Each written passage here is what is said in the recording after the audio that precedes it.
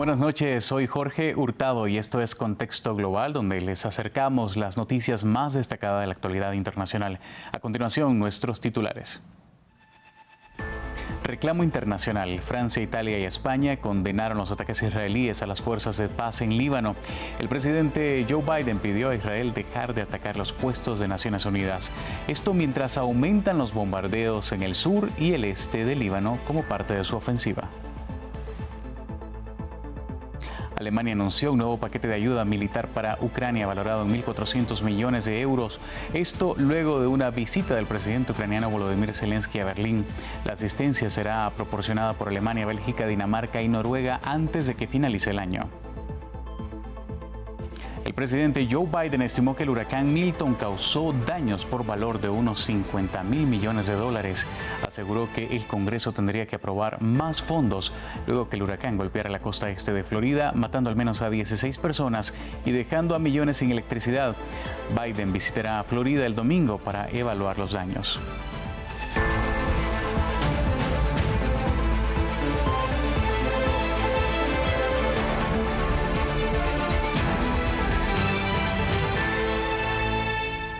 Francia, Italia y España condenaron el segundo ataque de Israel contra personal de las Fuerzas de Paz de Naciones Unidas en el sur del Líbano.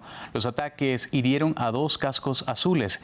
Berlín también pidió una explicación tras otro ataque israelí que mató a 6 personas en un centro apoyado por Alemania en territorio libanés. Esto mientras Tel Aviv sigue atacando el país. Más detalles con Willem Gassou.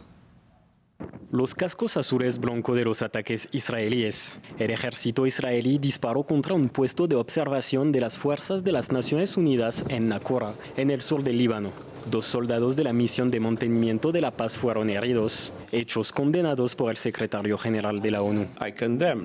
Condeno el hecho de que se haya producido un ataque a tiros en un local de las Naciones Unidas, en el que han resultado heridos miembros de las fuerzas de mantenimiento de la paz, lo que constituye una violación del derecho internacional humanitario. Los cascos azules deben ser protegidos por todas las partes. Israel afirmó que disparó al lado y no directamente contra las instalaciones de la ONU. Pero las dudas permanecen sobre el operativo. Ayer Israel recomendó a los cascos azules desplazarse para evitar cualquier peligro a medida que se intensifican los combates. Combates y bombardeos que se profundizan en el sur del Líbano, considerado un bastión de Hezbollah. Operativos escandalosos según el primer ministro libanés que pide un cese al fuego. A pesar de todos los esfuerzos que hemos hecho, árabes e internacionales, para impedir lo prohibido, la guerra israelí contra el Líbano continúa y se intensifica con asesinatos, matanzas, destrucción, violaciones aéreas de nuestra soberanía e invasiones de nuestra tierra, como si estuviéramos abandonados a nuestra suerte y como si estuviera prohibido defender nuestros derechos, nuestra tierra y nuestra dignidad. Francia, Italia y España también condenaron el ataque contra los cascos azules. Por su lado, Estados Unidos dijo estar muy preocupado por la situación. Ampliamos estas reacciones internacionales al ataque israelí contra las fuerzas de paz de la ONU en Líbano. El Ministerio de Asuntos Exteriores francés convocó al embajador de Israel para pedirle explicaciones. París calificó los hechos como una grave violación al derecho internacional y llamó al cese inmediato de los ataques. Escuchemos al presidente de Francia, Emmanuel Macron.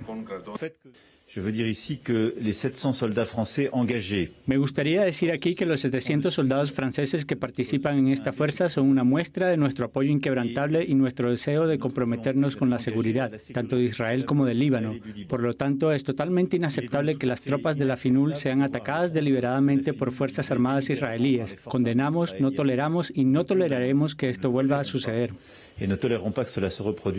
El canciller alemán Olaf Scholz prometió un firme apoyo a Ucrania con un nuevo paquete de ayuda militar valorado en 1.400 millones de euros, con la colaboración de Bélgica, Dinamarca y Noruega. La asistencia incluye sistemas de defensa aérea, artillería y drones. Adicionalmente, Alemania destinará unos 170 millones de euros para reparar la infraestructura energética ucraniana antes del invierno. Veamos. Varios países de la Unión Europea reiteran su apoyo a Ucrania. Este viernes, en medio de la visita diplomática de Volodymyr Zelensky a Alemania, el canciller Olaf Scholz anunció un nuevo paquete de ayuda militar por 1.400 millones de euros enviado junto a Bélgica, Noruega y Dinamarca. Las Fuerzas Armadas ucranianas recibirán defensas antiaéreas, tanques, drones de combate y artillería. A su vez, el alemán confirmó su apoyo sin condiciones a Kiev y advirtió que no cederá ante las presiones de Putin. Todo esto demuestra dos cosas. En primer lugar, que Ucrania puede confiar en nosotros. En segundo lugar, es un mensaje claro a Putin. Jugar con el tiempo no funcionará. No pararemos nuestro apoyo a Ucrania. Entre tanto, los presidentes y primeros ministros de 11 países europeos se encontraron en Varsovia para la reunión anual del Grupo de Arraiolos. En el evento, varios líderes expresaron la necesidad que tiene el bloque de invertir en su industria militar ante la amenaza rusa. Tenemos que asumir la realidad de que necesitamos invertir mucho más en nuestra seguridad. Polonia está dando ejemplo invirtiendo un enorme porcentaje de su PIB para garantizar no solo la seguridad de Polonia, sino la de la Unión Europea y la OTAN. Otros insistieron en dar más libertad a Ucrania en cuanto al uso del arsenal militar donado por sus aliados. Debemos eliminar cualquier limitación a Ucrania en cuanto al uso de las armas que proporcionamos colectivamente. Parte de las conversaciones también giraron en torno a la eventual adhesión de Ucrania a la Unión Europea. Y ahora vamos a Estados Unidos porque el presidente Joe Biden habló en una sesión informativa y estimó que los daños del huracán Milton costarán unos $50.000 millones. Desde la sesión, el mandatario prometió que pedirá ayuda al Congreso y además informó que este domingo viajará a Florida para visitar las zonas afectadas por el paso del fenómeno climático. Milton dejó 16 muertos tras tocar la costa este como un huracán de categoría 3. Esto decía el presidente Biden. Los expertos estiman en unos $50.000 millones los daños causados por el huracán Milton.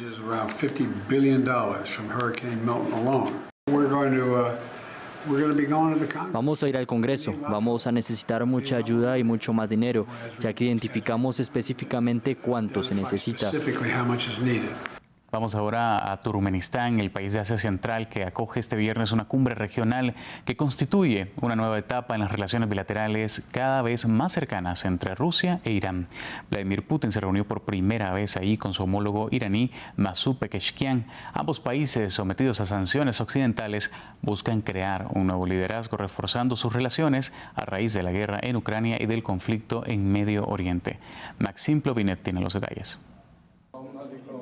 Un apretón de manos, símbolo de un vínculo creciente. Vladimir Putin y el presidente iraní Masoud Pezeshkian se reunieron viernes en Turkmenistán, uno de los países más herméticos del mundo. Ambos líderes se encontraron por primera vez en la capital Ashgabat para asistir a una cumbre regional organizada por el país de Asia Central. Me alegro mucho, estimado señor presidente, de que exista la oportunidad de reunirme con usted personalmente y discutir nuestros temas de actualidad. Las relaciones con Irán son una prioridad para nosotros y se están desarrollando con mucho éxito. Las relaciones entre Rusia e Irán se han estrechado enormemente desde el inicio de la guerra en Ucrania. Ambos están sometidos a sanciones occidentales. Estados Unidos ve con preocupación la creciente relación de Moscú con Teherán. Ha acusado a Irán de suministrar a Rusia misiles balísticos para su uso en el conflicto de Ucrania, algo que Teherán ha negado. Nosotros vemos buenas oportunidades el uno en el otro y debemos ayudarnos mutuamente en todos los campos. Y nuestros principios y posiciones en la escena internacional están mucho más cerca el uno del otro que de otros. Pezeshkian tomó posesión de su cargo a finales de julio, luego de su triunfo en las elecciones realizadas tras la muerte de su predecesor en un accidente de helicóptero.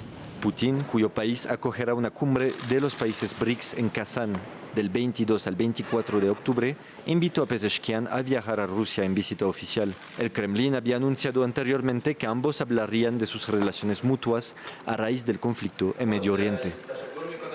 El gobierno de Kenia reforzará la misión internacional que lidera en Haití. El presidente William Ruto, en reunión con el primer ministro haitiano Gary Conille, anunció el envío de 600 agentes de policía adicionales. Sin embargo, la violencia no ha disminuido con la presencia de esta misión de la ONU. El informe lo tiene Samuel Salgado Castro.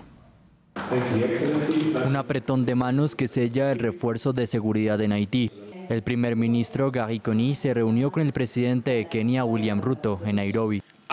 Tengo el placer de anunciar que otros 600 agentes de policía de Kenia están completando su capacitación previa al despliegue y estarán listos para asumir sus funciones el próximo mes. Nuestros oficiales trabajan en estrecha colaboración con la Policía Nacional de Haití para restablecer el orden, la estructura y crear espacios seguros donde los haitianos puedan progresar. Kenia lidera la misión internacional de la ONU que busca combatir las pandillas en Haití. Desde junio llegaron 400 policías kenianos a la nación caribeña y se sumaron agentes de Jamaica y Belice. Pero la logística desplegada no es suficiente. El primer contingente de fuerzas internacionales debía estar compuesto de al menos 2.500 agentes, y ante el poder de las bandas criminales que controlan el 80% de la capital haitiana, Puerto Príncipe, los resultados de la misión internacional de la ONU no son buenos. El gobierno haitiano insiste en su llamado de ayuda internacional. El progreso que vimos depende de nuestra capacidad de seguir brindando al pueblo haitiano la ayuda que necesita desesperadamente. Y por supuesto, esto solo será posible si los numerosos compromisos asumidos por la comunidad internacional se hacen realidad. La violencia incrementó desde que el Estado quedó acéfalo con el magnicidio del presidente Jovenel Moïse. Desde entonces no ha habido ningún gobierno elegido por voto popular. La guerra de las pandillas ya deja más de 700.000 personas desplazadas y el miedo se perpetúa tras masacres brutales como la ocurrida a comienzos de mes en Ponsonde. El Comité Noruego del Nobel anunció el Premio Nobel de la Paz de 2024. El galardón fue para la organización japonesa Nihon Hidankyo, formada por sobrevivientes de bombardeos atómicos estadounidenses sobre Hiroshima y Nagasaki, en un reconocimiento a su activismo contra las armas nucleares. Luis Muñoz nos cuenta más. Y el Nobel de la Paz de 2024 ha sido para Nihon Hidankyo, organización japonesa de sobrevivientes de bombardeos atómicos estadounidenses sobre Hiroshima y Nagasaki, un reconocimiento por su activismo contra las armas nucleares. Por sus esfuerzos para lograr un mundo libre de armas nucleares y por demostrar con testimonios de testigos que las armas nucleares no deben volver a utilizarse nunca más. Los miembros de Nihon Hidankyo no se podían creer haber recibido el galardón. Nunca soñé que esto pudiera pasar.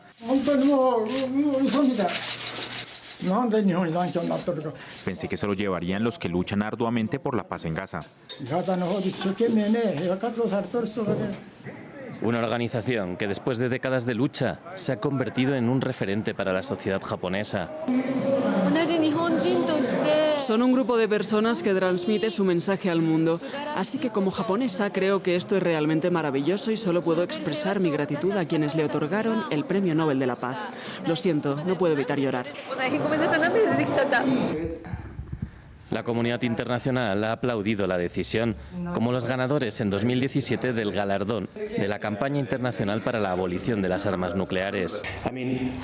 Es un hecho generalmente reconocido que el riesgo de que se utilicen armas nucleares es hoy tan alto o incluso mayor que nunca. Muchos expertos lo han mencionado. Desafortunadamente, cuando se trata de la cuestión de las armas nucleares, conocemos el riesgo. El 6 de agosto de 1945, Estados Unidos lanzó una bomba atómica sobre Hiroshima. Murieron 140.000 personas. 3 días después, hizo lo mismo en Nagasaki, donde murieron 70.000. Es el único país del mundo que ha utilizado estas armas. Hasta aquí con esta edición informativa. Mientras tanto, los quiero dejar con nuestro siguiente programa, Carrusel de las Artes. Ya nos vemos.